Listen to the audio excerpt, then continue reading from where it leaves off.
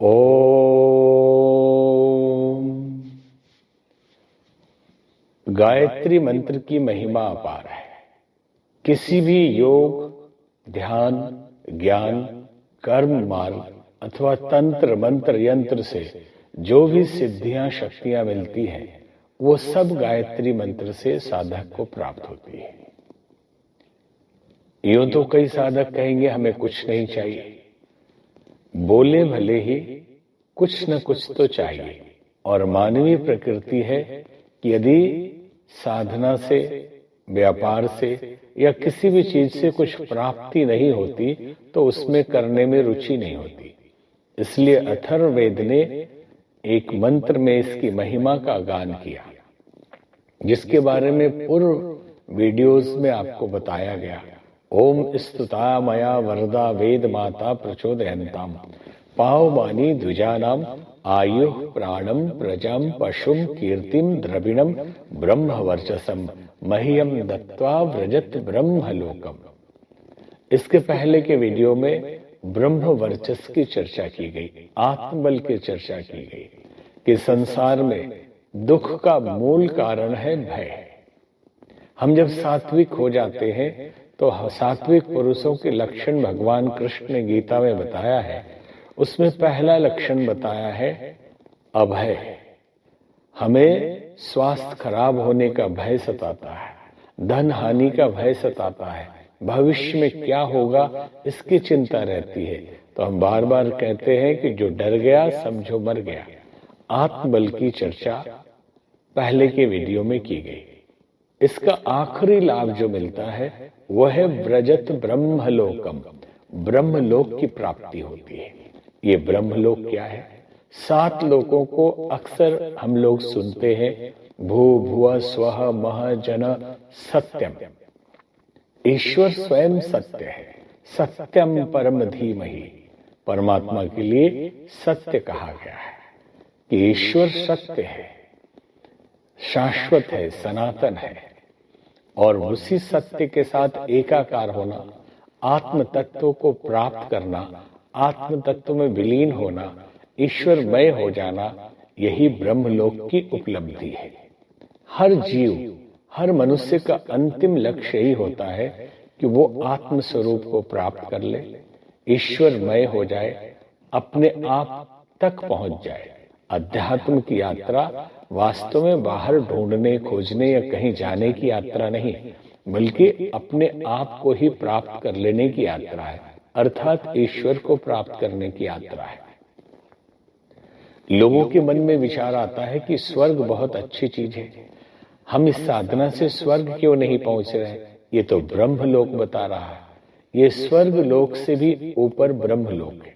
स्वर्ग लोक एक ऐसा स्थान है जहां पे पुण्य करने के पश्चात, तप करने के पश्चात व्यक्ति अर्थात जीव स्वर्ग लोक में जाता है और फिर पुण्य समाप्त होने के बाद धरती पे वापस आ जाता है, और जो स्वर्ग में रहते हैं उनको देवता कहा जाता है। माना यह जाता है कि स्वर्ग लोक ही सर्वश्रेष्ठ है। यही कारण है कि जितने भी सनातन को छोड़ के संप्रदाय हैं, सारे संप्रदाय स्वर्ग का ही खेल खेलते हैं। भय और लोभ का व्यापार है। जितने भी संप्रदाय हैं उसमें सारी सीमाएं उनकी आध्यात्म की स्वर्ग तक ही है। अगर ये करेंगे, हमारी संस्था हमारे संप्रदाय से जुड़े रहेंगे, तो आप स्वर्ग जाएंगे। वहां 72 हूरें मिलेंगी, बहुत सारी सुविधाएं मिलेंगी। ये तो ऐसा ही हुआ कि एक यहाँ गरीब आदमी है, सुविधाएं, साधन, वैभव नहीं मिल रहा, उसे लालच देते कहीं और मिलेगा। जिसे धरती पे सुविधाएं नहीं मिल पाई, जो धरती पे शांति और सुख नहीं भोग पाया, मरने के बाद आप कल्पना करते हैं कि वो स्वर्ग में सुखी रह सकेगा? नहीं रह सकेगा। तो स्वर्ग का लालच देकर पूरा तांडव धर्म के नाम पे पूरे विश्व में खेला जा रहा है, और उनकी परिकल्पना स्वर्ग तक की है। यहां तक कि सनातन धर्म के अंदर भी कई ऐसी संस्थाएं हैं जिनका पैटर्न पूरा क्रिश्चियनिटी या उस तरह के संप्रदायों की तरह है। वो भी कहते हैं कि हमारी संस्था में आप जुड़ जाएंगे तो आप मरने के बाद स्वर्ग जाएंगे, प्रलय आने वाला है। और अगर हमारी संस्था से जो नहीं जुड़ा है, वो चाहे कितना भी बड़ा साधक है, किसी दूसरे संप्रदाय या संस्था को मानता है, वो स्वर्ग नहीं जाएगा। और जो अधिक दान देगा, अधिक सेवा करेगा, वो स्वर्ग में ऊंचे स्थान पे बैठेगा। और जो सेवा करेंगे, कम करेंगे, उनको कर्मचारी, झाड़ू लगाने वाला ऐसा बना दिया जाएगा। स्वर्ग तो जाएंगे। आप कल्पना करें, किसी संस्था से जुड़ने के कारण कोई स्वर्ग जाता है? स्वर्ग अपने पुण्यों से जाया जाता है। लेकिन उस स्वर्ग के लिए भी हमारे गुरुदेव कहा करते थे कि इस धरती और उस स्वर्ग में अधिक फर्क नहीं है। यहां हम शराब पीते हैं, यहां हम डांस देखने जाते हैं, नृत्य देखते हैं, बार में जाते हैं, पब में जाते हैं। ठीक वैसा ही अलग स्वरूप आप एक अलग स्थान सूक्ष्म लोक में जाते हैं, जहां रंभा, मेनका, उर्वशी और अलग अलग प्रकार के साधन सुविधाएं आपको मिलती है। यही कारण है कि कोई भी तपस्वी, ऋषि, मुनि, संत स्वर्ग नहीं जाना चाहता, वो सीधे ब्रह्म लोक जाना चाहता है। गायत्री मंत्र साधक को ब्रह्म लोक की प्राप्ति कराता है। जीवन का चरम लक्ष्य ब्रह्म लोक जाना है, स्वर्ग लोक जाना नहीं।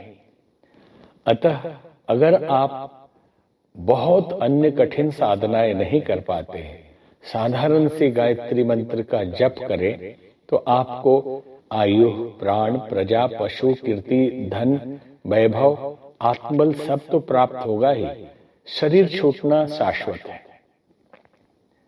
इस धरती पे जो आया है, राजा, रंग, फकीर, अवतार, ऋषि, मुनि, सबको स्थूल शरीर का त्याग करना पड़ता है। मौत ही सबसे बड़ी सच्चाई है। और हम स्वयं शाश्वत सनातन आत्मा है। शरीर से पहले भी हमारा अनंत जीवन रहा है और शरीर के पश्चात भी हमारा रहेगा। लेकिन शरीर छोड़ने के बाद इधर उधर भटकते रहे, अलग अलग योनियों में जाते रहे, भूत प्रेत पिशाच बनते रहे, उससे सर्वश्रेष्ठ मूल लक्ष्य ब्रह्मलोक की प्राप्ति अर्थात सत्य की प्राप्ति, ईश्वर की प्राप्ति ये मंत्र कराता है। तो आप गायत्री मंत्र का जप करें और स्वर्ग से भी उच्च स्तरीय अवस्था को प्राप्त करें। ओम शांति।